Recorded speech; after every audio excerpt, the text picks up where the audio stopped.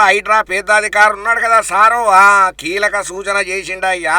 ఇక హైదరాబాద్ చుట్టుముట్టు ఏరియాలల్లో ఇల్లు గాని ప్లాట్లు గాని ఏదైనా కొనుక్కుందామనే చూసేదానికంటే మొదలు 1-4 సార్లు పత్రాలను పురాగా చెకింగ్ చేసుకుని వర్కౌట్ అనిపిస్తేనే కొనుక్కోండి, అన్ని ఆశి చూసి అడిగేయండి, అనవసరంగా పైసలు కట్టి బొక్కబొర్లా పడకుండ్రని చెప్పి హైడ్రా కమిషనర్ అయినటువంటి ఏవి రంగనాథ్ సార్ సూచనలు జారీ చేసిండయ్యా.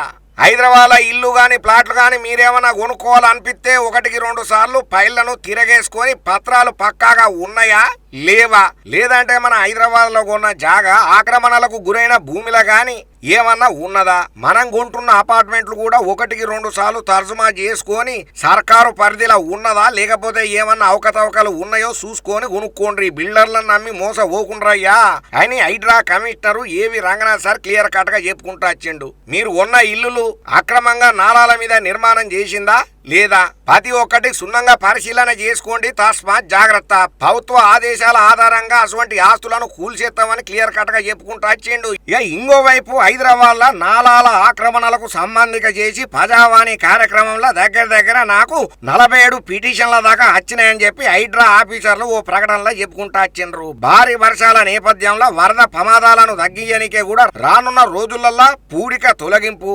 ఆక్రమణల నిరోధక కార్యకలాపాలు ఏగవంతం కానున్నట్లు క్లియర్ కట్ గా చెప్పుకుంటూ వచ్చిండయ్యా హైడ్రా పెద్ద సారు.